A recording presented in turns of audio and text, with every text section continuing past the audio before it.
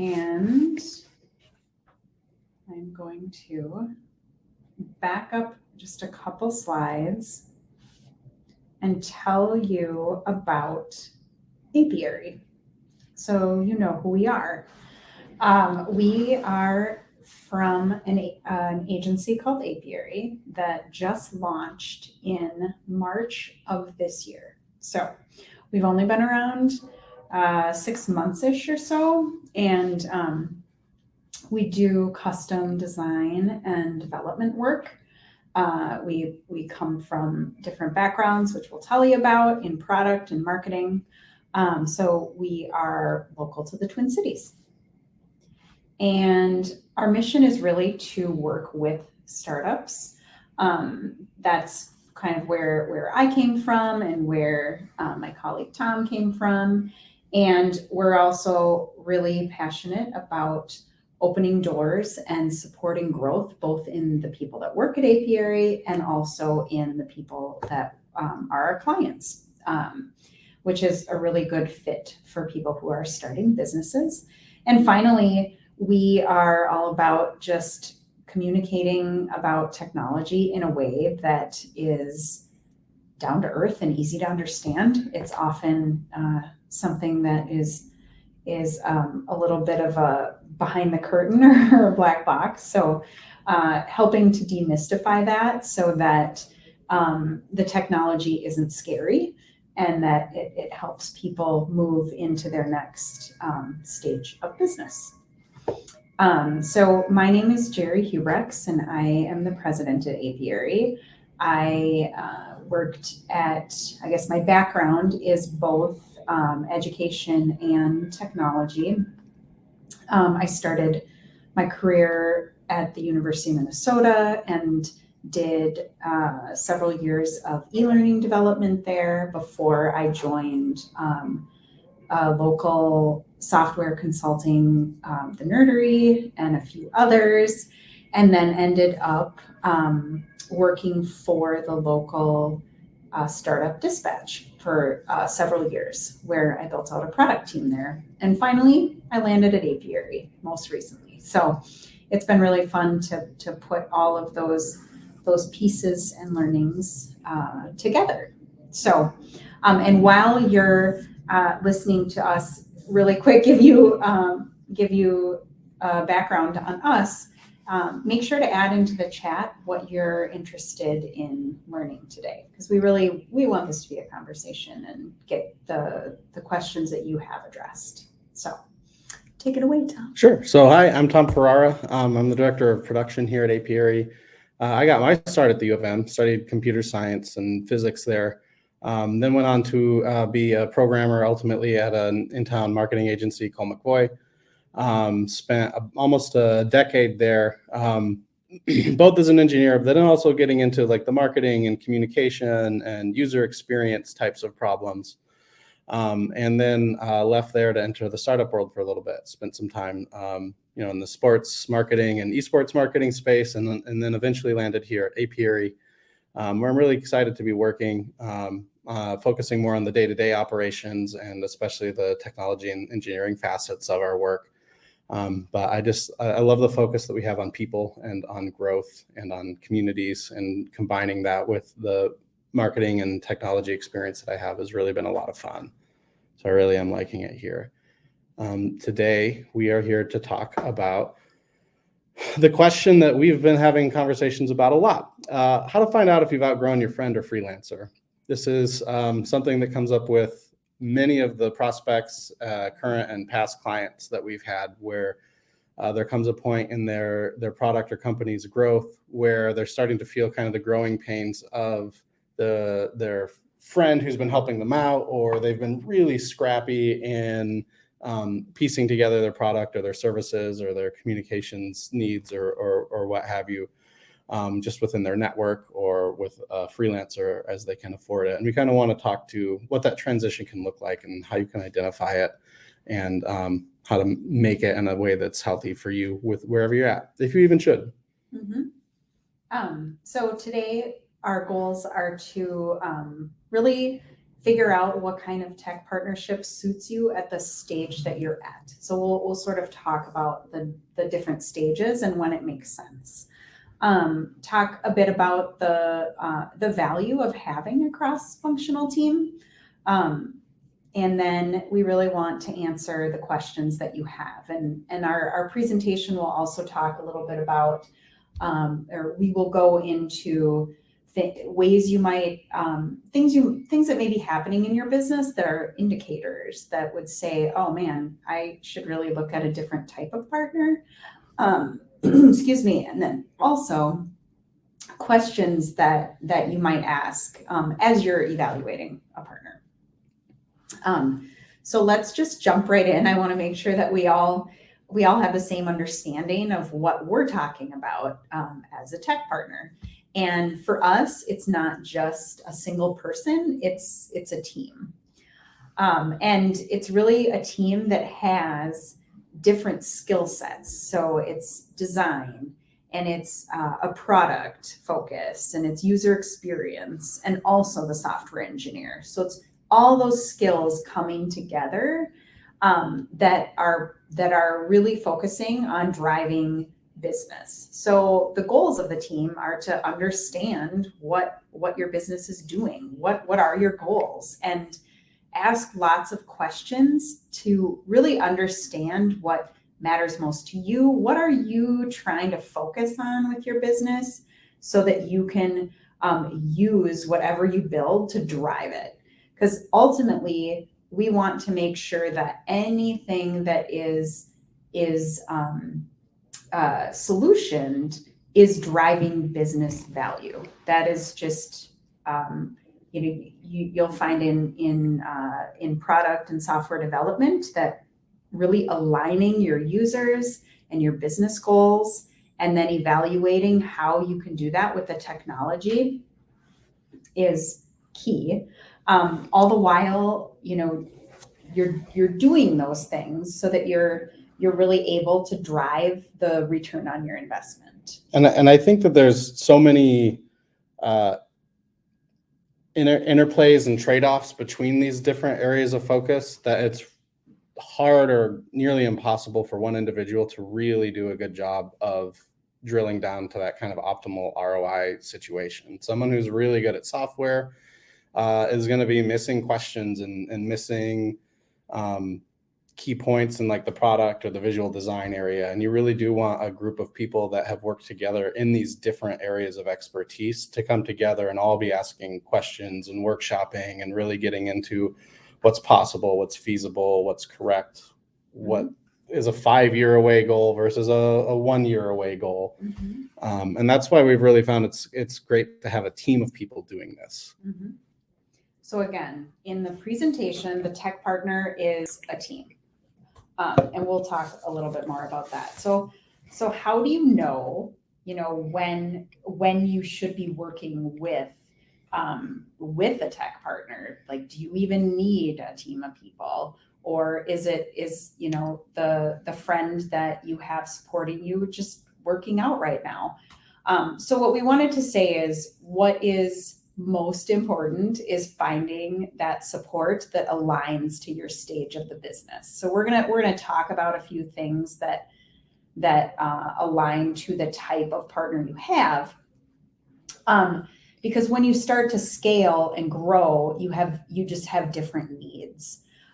So your friend is helping out when they can. They may have limited tech knowledge. They may be an engineer, or they may be a designer with a little bit of tech knowledge, or have that sort of jack of all trades, high level, and they're very affordable or maybe even free, which fits the bill when you're first getting started. And then there's the freelance engineer. So they may be keeping your website up and running. They're certainly more taking cues from you as to what should be done. I need this content updated. I need another page that outlines X, Y, and Z.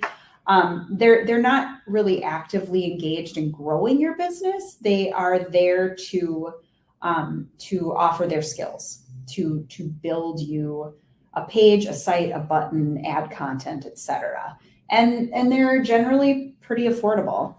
And then finally, the tech partner is kind of that next stage where you have somebody who is really focused on aligning what you're going to build and evaluating what you need as far as technology and making sure that it is driving business value.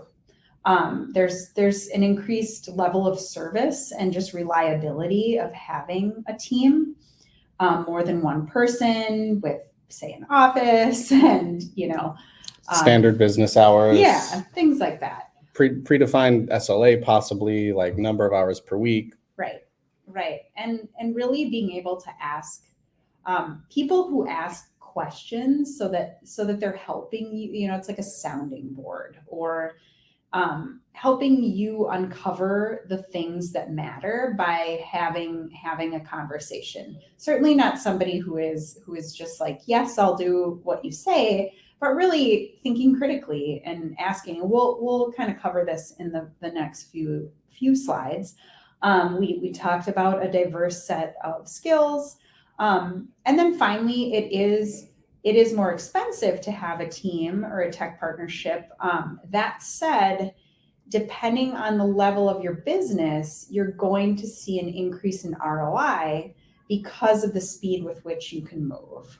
So there's just a different I wouldn't even say just balance. Just the speed. It's also like the accuracy, right? Yes. The conversations you can have with a group that includes design, technology, and product really allow you to get a much better idea of what the right steps for you 6 months from now, 1 year, 2 years from now, with the knowledge of the effort required in the technology to produce it, and any of the investigation that needs to be done with your users, or kind of exploring your business needs more. So I really do think it's also about spending your money better, because it's amplifying you more. Absolutely. So then, to get into some situations, we wanted to really outline some real examples that we definitely hear when we are talking to people and getting a sense of, am I working with the right person? Am I getting the best value? Am I working in the right space with my technology and the people who are supporting me? So do any of these sound familiar? You maybe you started out and you had a friend make a logo, and now it's becoming outdated. It's super fun to look at startups and the evolution of their logos. It's so much fun. So users, they may not understand how to use your service or your website or your product. So it's a matter of the experience that potentially just got cobbled together as you were like, oh my gosh, I need this page. Oh my gosh, I need this page. And then it sort of like comes together, but was never designed in a cohesive way. So it's sort of it's just sort of a next step or evolution that you might need. Maybe your current website works, but you can't update it for fear of breaking it. Oh man. Every time you've touched it, something else is broken. Feels like there's phantoms or poltergeists living in it. Pretty much the worst. You're using so many different systems that you can't get your work done. You've integrated into this form and another type of tool, and all of a sudden you've got all these systems that potentially overlap. Some of them may conflict with one another. One plugin gets updated and that breaks another plugin. Exactly. So there's just a series of unfortunate events, I guess. Maybe your site is broken and your freelancer took a full-time job and you don't know who to call. We have bumped into that a couple times. Or the more frustrating version, your freelancer just isn't returning your emails. Yes. You're at the mercy of your technology and not your vision or business goals. It's like no longer are you running running your business according to how you want to, because something with your technology is just holding you back. I think we've seen that one fairly commonly. I think a lot of places get by with like a Squarespace or a Wix, and that does a phenomenal job of like the walled garden that they've built for their communities. But once their business or their product or their service has gotten sophisticated and big enough to really benefit from something more like custom and specific to them, they're constantly fighting what they want and what they see and their vision for what they could be doing versus what they're capable of doing with the toolkit that they have right then. Mm-hmm. And that I think is a good segue into the next one, which is you have so many ideas and paths to explore and you're not sure what to do next, because that what to do next might be, do I just use a Squarespace, and is that going to work, or is there something specific about my business that I can that I need added on that is custom because there's just a very specific thing that you need to do. So there's just an evaluation that can happen when you have a team that that kind of runs the gamut of who are your users. Do you understand all of everything that's going on in your market space, and maybe the technology in relation to that? And a tech partner is going to be able to help you explore these different options. And that could be, maybe we need to do some A/B testing. Do you even have analytics set up in a way that allows you to measure if a change has improved or damaged your user experience or your conversions? Mm-hmm. Is your marketing being effective? All of that kind of stuff can get wrapped up into that type of exploration too. It's not necessarily just like a feel-good workshop where we ask some questions and whiteboard some stuff. It can be like work involved in figuring out what direction is actually best to go next. Mm-hmm. I think another thing that comes to mind is maybe you have an idea for a specific product or mobile application, and you want to just prototype maybe 4 screens just to get visual mm-hmm. representation that you can take to an investor, or you can start to have conversations to really start to bring an idea into reality. So it's not even necessary to build things in code always. It can definitely be something in which you have a visual mock-up that brings you through screen by screen of the application, and that just really helps people bridge the gap that can happen between words and just visuals. Like visuals can mm-hmm. really not to mention like the immediate feedback that you get from doing something like that. Like without having to have invested in the whole new product, you're already putting it in front of users and measuring the reactions and being able to try different things. Mm-hmm. I think there's like another variant of this point that comes to mind, and that is your vision is something that you can't afford yet. And so mm-hmm. is there a middle ground that you can afford that paves the way to get to the one that you really want? So what's that kind of like way station or next step into, maybe you do have a very clear idea of your vision, but it's not realistic for the size of business or amount of funding that you have at that point. Is there something else that generates income or generates proof of concept for mm-hmm. investors or whatever, and having a team of people kind of work through getting to the core of what needs to be shown or done, or how to change your monetization, for example. Those are all definitely things that I think fall into that same bucket. Yep, absolutely. So finally, if you're finding that any of these situations resonate with you, and you want to vet partners, agencies, anyone really that you're looking to work with, it's good to look for, so we've just written down some questions here that you might consider. So really thinking to yourself, are the people that I'm speaking with really concerned about my business goals? It's not like they just want to sell you and build you whatever you say you need, but are they truly concerned about where you're trying to take your business? Yeah, it might be funny to hear Jerry say that you don't want this company to listen to you and build the exact thing that you asked for, because unless you are a product expert and a technology expert and a design expert, there's a very good chance that there are some problems with the thing that you are asking for that you're totally unaware of because you don't understand the complications that will arise from the technical implementation of that, or because it defies some basic, usage standards or user experience guidelines. So it really is good to have a partner that is interested in hearing your goals to make sure that the output reaches those goals and isn't just these specific things that you asked for. And really, I think this goes hand in hand, but asking what your project's success looks like if everything goes well, like at the end, like being able to describe that. And sometimes it's really hard to describe it. Oftentimes it is. But if you just start to discuss it, it's like it's just the beginning of that, of telling that story and building that solution. Definitely, make sure you're on the lookout if someone is forcing a particular solution or platform. Right. There's certainly cases in which there, like Tom said, there are best practices.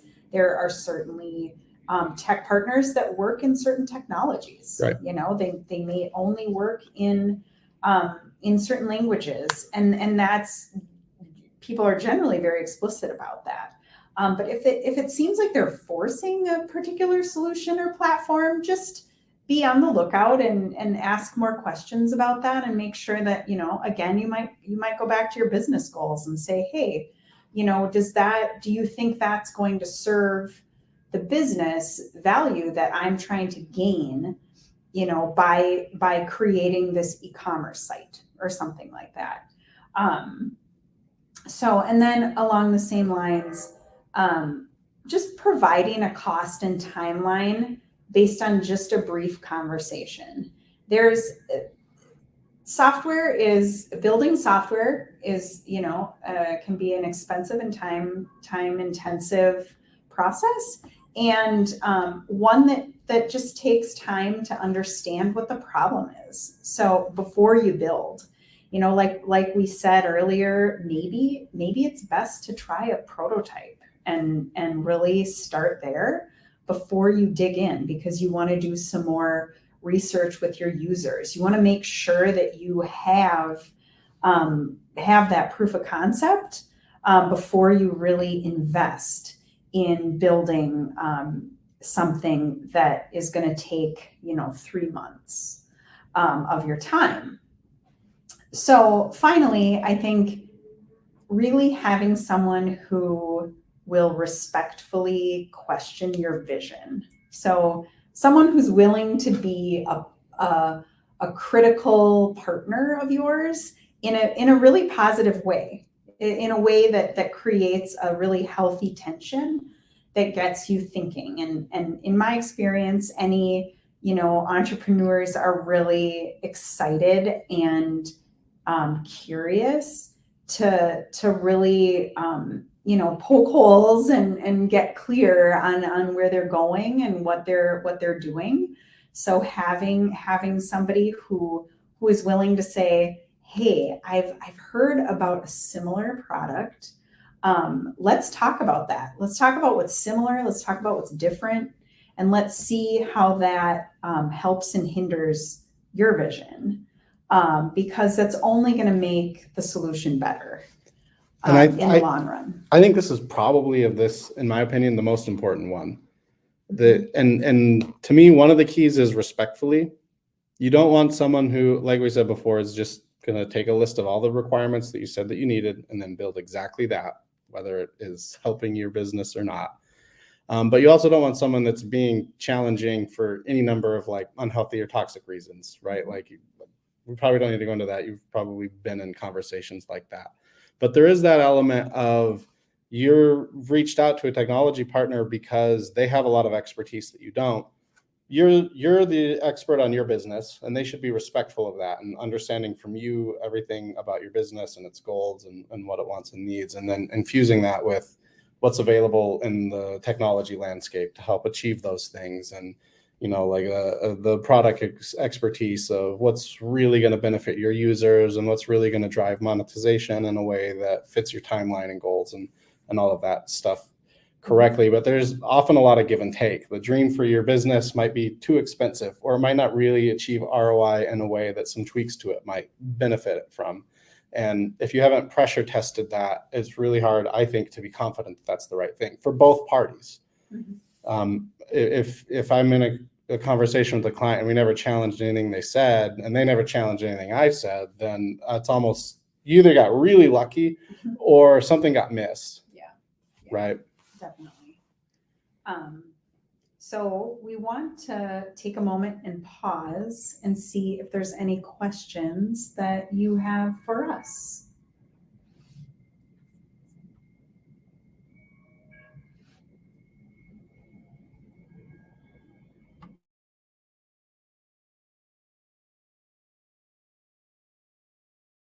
If you're interested in a strategy sprint, you can send me an email and I'll be conducting the drawing before the end of the week. And that's it.